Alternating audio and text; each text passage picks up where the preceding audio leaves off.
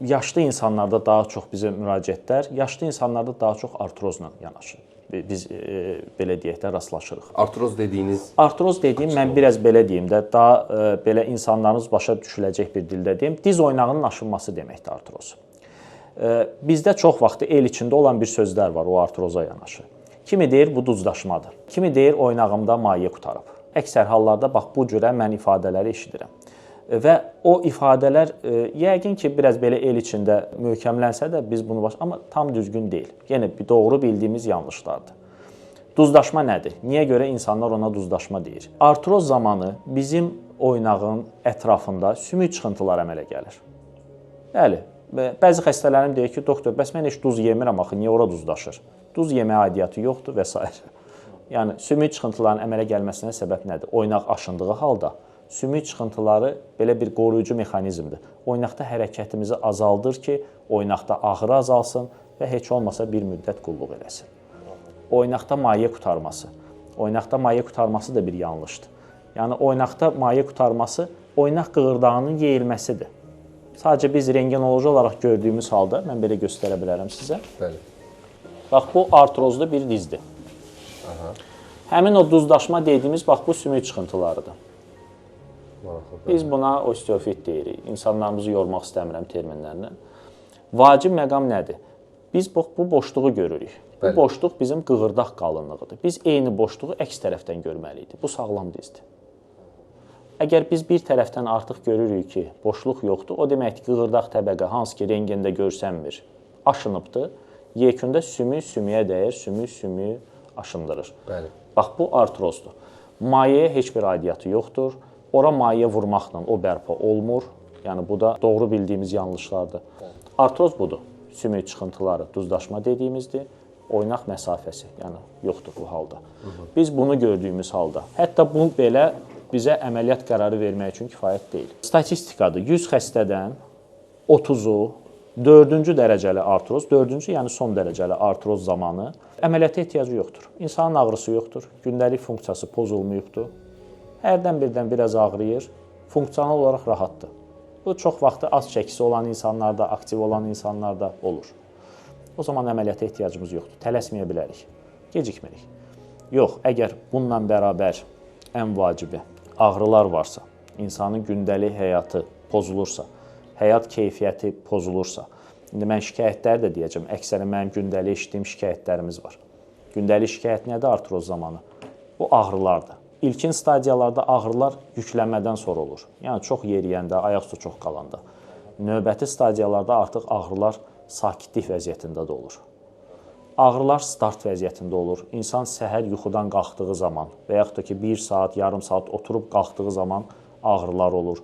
Buxovlanma hissi olur. Yəni, elə bir hissiyatdır ki, kimsə oynağı tutub saxlayıb, ilk addımlarını belə ata bilmirlər. Bu cürə insanlar bir məsafə yeriyəndən sonra yer axtarırlar oturmağa. Çünki ayaq yorulur, ağrıyır və s. Bu cürə artrozlu oynaqlarda əksər hallarda səslər olur oynaqda. Şıqqıltılar, tıqqıltılar və bunlar ağrılı olur. Oynaq əyilir. Xanımlarımız qeyd edir ki, mənim ayaqlarım əvvəl düz idi, sonradan belə oldu. Həqiqətən də o əyriliyi hətta belə kənardakı insanlar və özü vizual bilir. Bəli, oynaqda şişkinliklər olur. Yəni, bu da faktordur. Çünki oynaqda tək biz belə deyək, sümük qığırdaq sistemi deyil, ətraf toxumalar da xəstələnir. Artroz bu deməkdir. Və onun qarşısını almaq müalicəsi necə olacaq? Həkim nə edir? Əməliyyat? Çox gözəl sualdır. Əgər biz ilkin stadiyalarda bunu görürüksə və ümumiyyətlə, belə deyək də, mütləq olaraq sağlam həyat tərzi önəmlidir. Sağlam həyat tərzi nədir? Çəkimizi kontrolda saxlamalıyıq. Müəyyən periodlarda mütləq olaraq həkimə müraciət eləməliyik. Bax, xanımlara vurğulamaq istəyirəm bunu. Menopauza dövrü olduğu halda. Bu vaxtı menopauzadan sonra xanımlarda artroz və digər xəstəliklər də sürətlənir, baş qaldırır.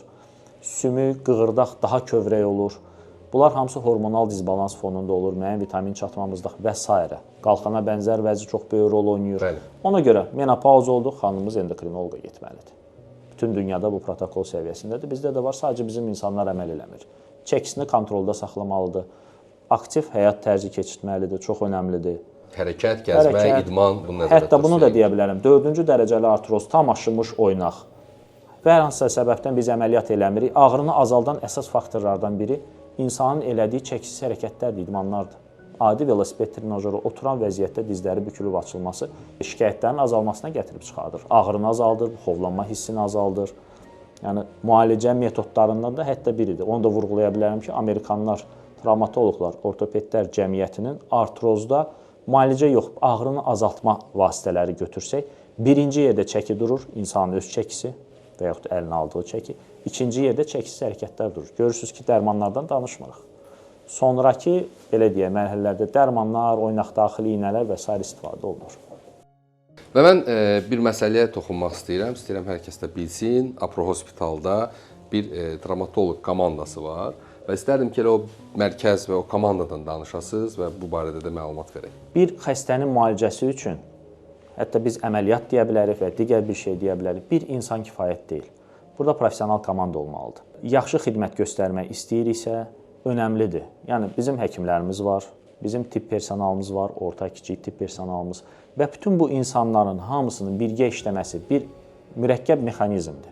Olması yekunda müalicə prosesini daha yaxşı eləyir, daha keyfiyyətli eləyir. İnsan üçün daha komfort yaradır. Bu da çox önəmli faktordur. Bəli, biz komanda şəklində xidmət göstəririk. Bizim xidmətimiz 24 saat ərzindədir. İstənilən travmalar və s. müraciət eləyə bilərlər bizə. Bax, bunu deyə bilərəm, vurğulaya bilərəm. Çox sağ olun, təşəkkür edirəm. Siz sağ olun. Sağ olun.